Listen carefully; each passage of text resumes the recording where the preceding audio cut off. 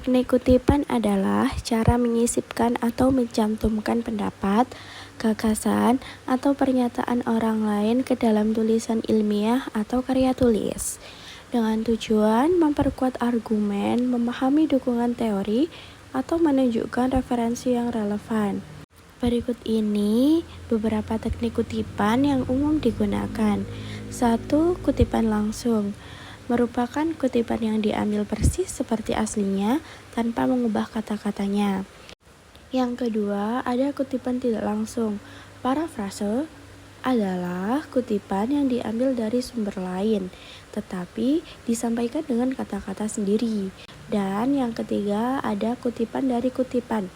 Kutipan tidak langsung kedua. Ketika sumber asli tidak dapat diakses, kutipan diambil dari penulisan yang mengutip sumber tersebut. Kesalahan dalam pengutipan sering terjadi dalam penulisan karya ilmiah dan bisa berdampak serius, termasuk plagiarisme. Berikut beberapa kesalahan umum dalam pengutipan yang perlu dihindari. 1. Tidak mencantumkan sumber, mengambil ide, kalimat, atau data dari orang lain tanpa menyebutkan sumbernya adalah bentuk plagiarisme. Yang kedua, mengubah langsung kutipan tanpa penanda. Jika ada perubahan, harus diberi penanda, seperti tanda kurung siku untuk penambahan atau elipsis untuk penghilangan. Dan yang ketiga, ada salah menulis nama, penulis, atau tahun. Kesalahan ini membuat kutipan tidak bisa dilacak oleh pembaca. Dan yang keempat, ada menggabungkan kutipan langsung dan parafrase tanpa jelas batasnya. Menyalin sebagian kutipan langsung lalu mencampurkannya dengan kata sendiri tanpa tanda kutip.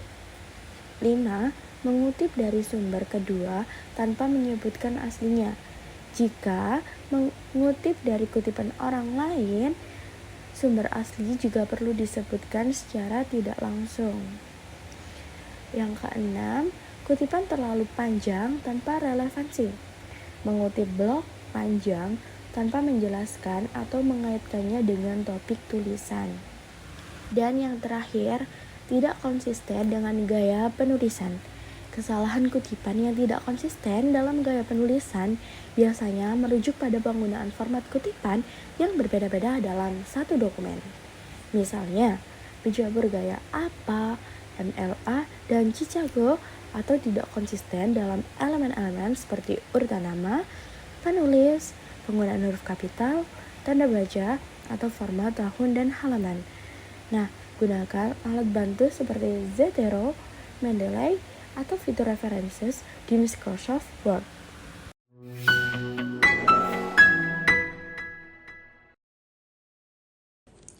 Teknik pengutipan yang digunakan pada artikel ini adalah A. Kutipan tidak langsung atau yang bisa disebut parafrase.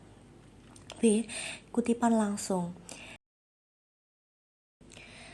Kesalahan pengutipan. A. Tidak menyertakan nomor halaman pada kutipan langsung. Jika terdapat kutipan langsung, misalnya mengutip pendapat secara persis, seharusnya mencantumkan nomor halaman. Namun dalam teks, menurut Megawangi, mengembangkan generasi penerus bangsa yang berkarakter baik adalah tanggung jawab semua pihak. Kalimat ini tampak seperti kutipan langsung, namun tidak disertai tanda kutip maupun halaman. B. Tidak konsisten dalam format penulisan. Beberapa nama penulis seperti Nur 2013 menggunakan narasi sementara. Mansur 2005 menggunakan format kurung, keduanya sah, tetapi dalam artikel ilmiah sebaiknya konsisten menggunakan satu gaya, naratif atau parentetik. Artikel ini menggunakan gaya pengutipan dalam teks dengan mencantumkan nama penulis dan tahun yang merupakan ciri khas dari gaya APA atau American Psychological Association. Pengutipan tersebut mencakup nama belakang penulis, tahun publikasi, bahkan dalam beberapa kasus ditambahkan nomor halaman. Ini menunjukkan upaya untuk mengikuti gaya kutipan ilmiah yang umum digunakan. Dalam artikel ada beberapa kesalahan yang bisa kami temukan, seperti tidak konsisten dalam mencantumkan tahun. Di beberapa bagian kutipan dalam teks tidak mencantumkan tahun. Kesalahan kedua adalah penggunaan hyperlink dalam daftar pustaka. Dalam daftar pustaka ada entry blogspot Ini tidak sesuai dengan standar ilmiah untuk karya akademik kecuali ditulis dengan format yang benar untuk sumber daring dan harus disertai akses tanggal. Dan kesalahan terakhir adalah beberapa kutipan tidak jelas sumbernya. Ada kalimat yang tampaknya merupakan hasil kutipan tetapi tidak disertai atribut, sehingga menimbulkan kebingungan apakah itu gagasan penulis atau kutipan. Teknik pengutipan yang digunakan. Artikel ini menggunakan gaya pengutipan sistem, nama, dan tahun atau bisa disebut author data system yang umum dalam format APA. Contoh yang tampak dalam teks. Hal ini menunjukkan bahwa dalam teks artikel, penulis menyebutkan nama belakang pengarang dan tahun penerbitan karya yang dikutip. Kesalahan pengutipan. Tidak konsisten dalam penulisan nama penulis. Contoh, Peter kurung buka 2003 kurung tutup. Nama ini sebaiknya ditulis lengkap jika memang hanya satu nama. Misalnya, Peter, J. untuk menghindari ambiguitas. Penulisan beberapa referensi terlihat tidak konsisten. Contoh, Butler dan Roberts, 2004, Berlin, 2002. Harus diperiksa apakah Berlin adalah nama belakang penulis atau institusi. Jika institusi, maka gaya penulisannya akan berbeda, atau bisa disebut biasanya memakai nama lengkap institusi.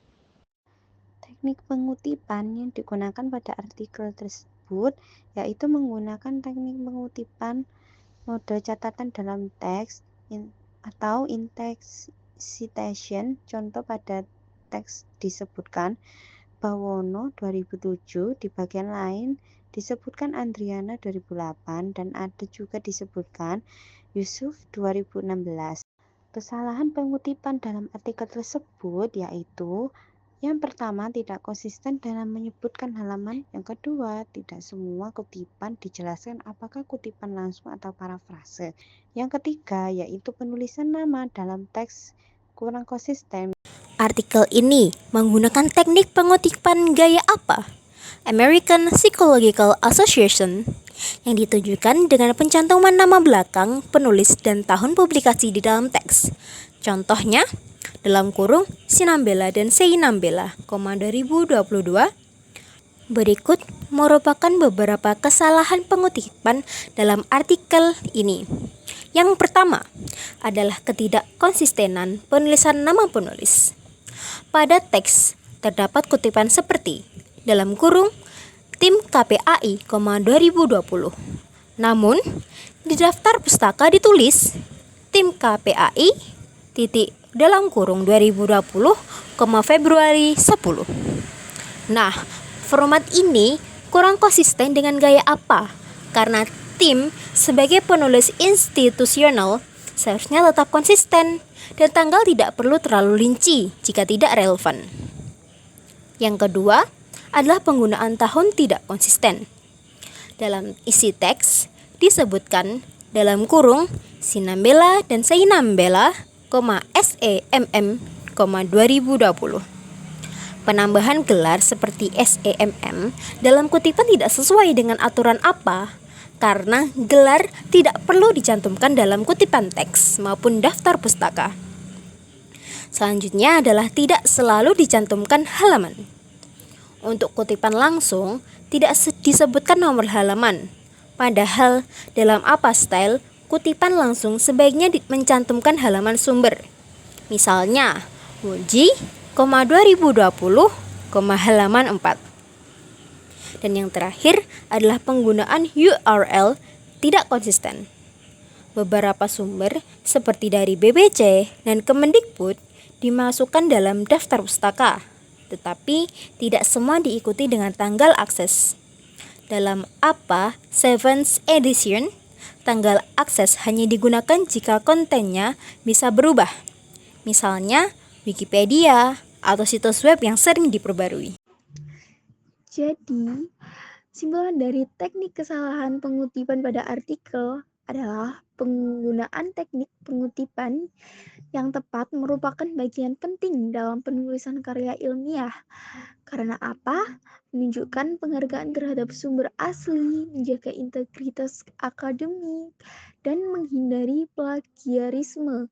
Namun, masih banyak ditemukan kesalahan dalam pengutipan, seperti tidak dicantumkan sumber, menggunakan format yang salah, atau pencampuran kutipan langsung dan tidak langsung. Nah, kesalahan ini dapat mempengaruhi kredibilitas penulis dan kualitas karya tulis.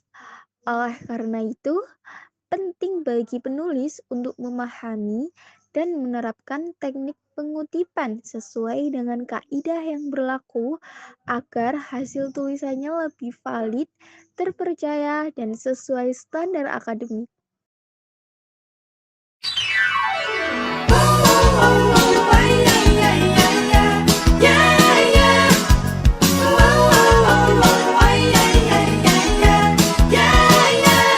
Bukan aku tak tertarik dengan kata rayuanmu. Saat matamu melirik, aku jadi suka.